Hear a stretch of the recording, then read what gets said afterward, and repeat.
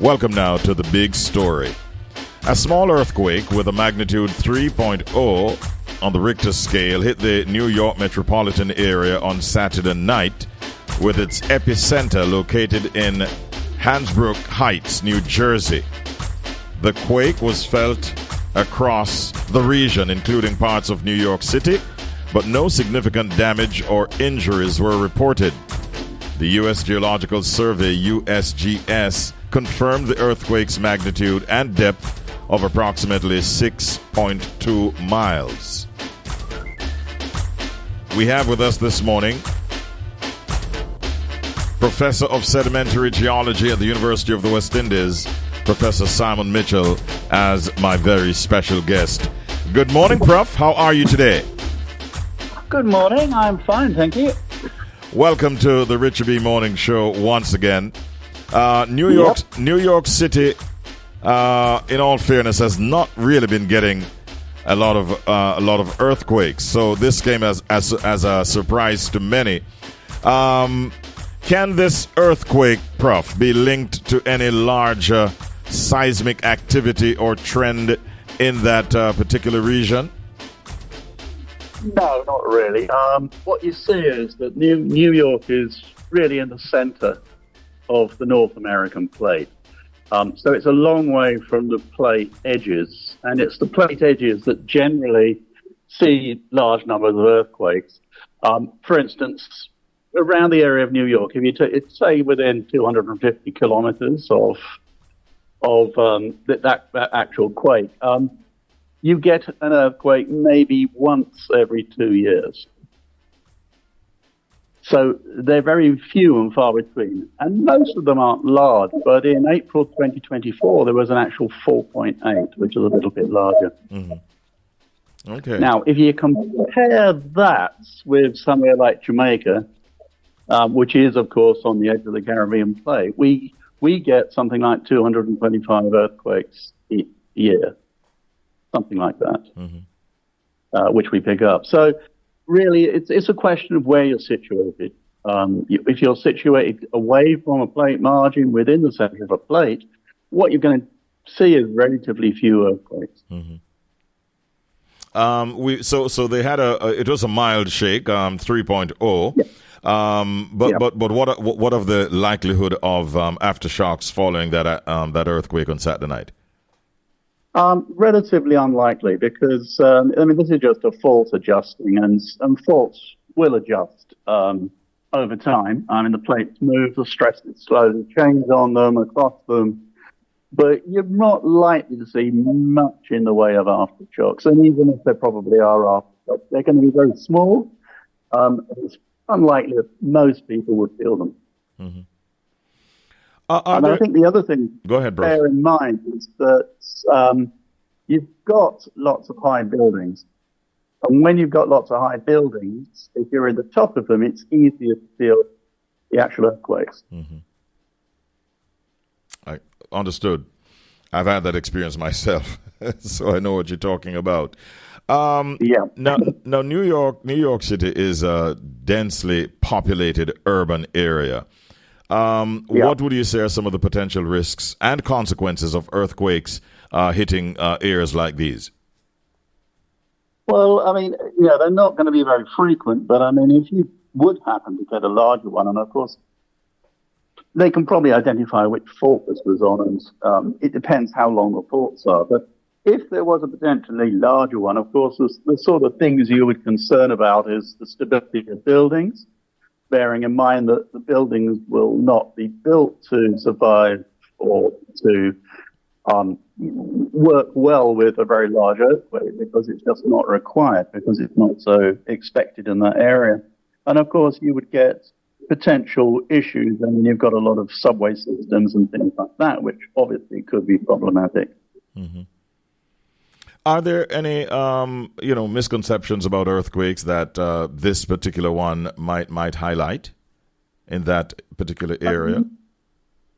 I don't know. It really seems to me that you can get earthquakes in most places, but the frequency of the earthquakes is really the thing. The frequency is really quite quite low, you're not going to get damaging earthquake very frequently. So the return period is just not going to be very, very high.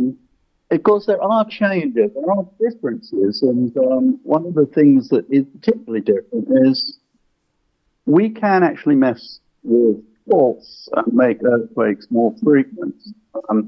And one of the ways that has been found to occur is when people drill for what they call shale gas.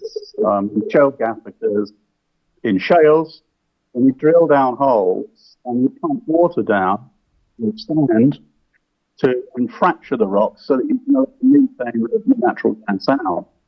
But what that does is it adds fluids down under the surface of the earth, down to deep areas, and it has been shown quite clearly that this lubricates fault lines and increases the frequency of earthquakes.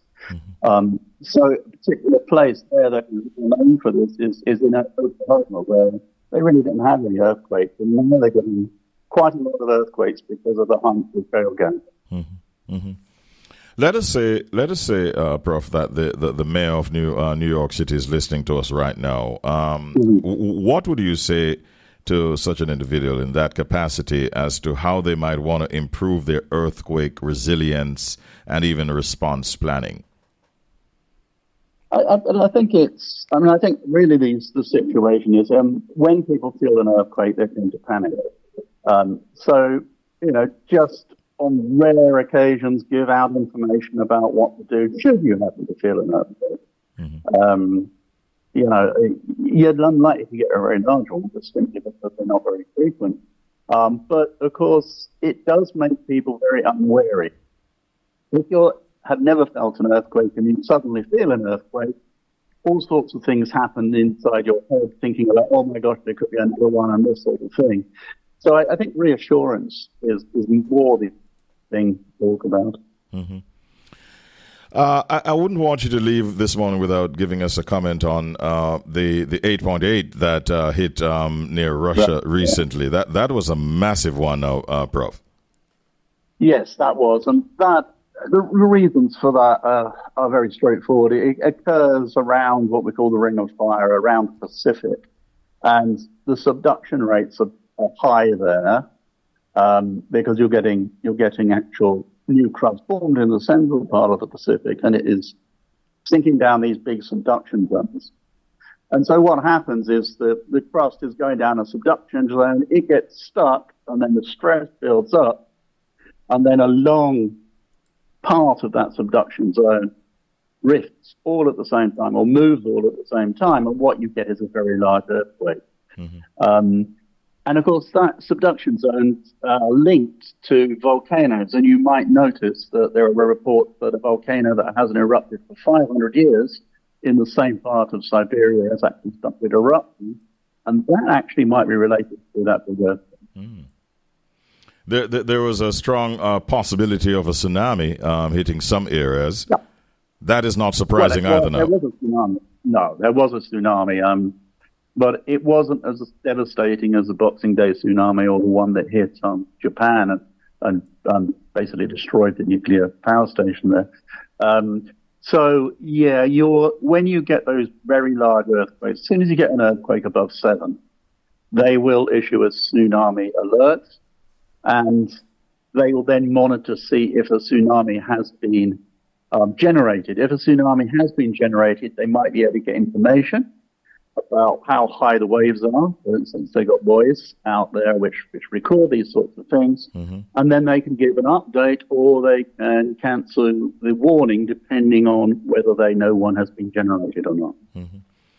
Before you go, Doc, Prof, is Jamaica, able to provide these warnings should there be the possibility of a tsunami hitting? Yes. Yes, yes, we are linked. One of the reasons we have earthquake stations all over places is that some of those stations are linked together, mm-hmm. And basically provide information to tsunami warning centers.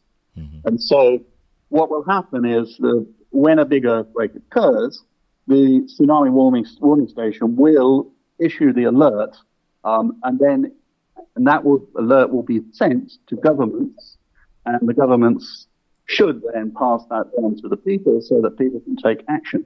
Because you might have a relatively short period of time, or you might have quite a long period of time. Mm-hmm. So, in our region, if it's on our big faults nearby, we might have 30 minutes to an hour, say, if it was well offshore of Jamaica, and you may not have felt it on Jamaica. Mm-hmm. So it is important that these actual warnings go out, and they should be automated to go out. So phones should be automated with sirens and things like this. And of course, for us, it's actually the Pacific that also looks after the Caribbean in terms of tsunami warning. Mm-hmm. All right. I'm glad to hear that. Well, thank you very much for the time and the thoughts this morning, and we wish you a wonderful day today, Prof. Take care, and thanks again. Okay. Thank you. Bye-bye. Thank you. That was, of course, Professor of Sedimentary Geology at the University of the West Indies, Mona, Professor Simon Mitchell. That was the big story.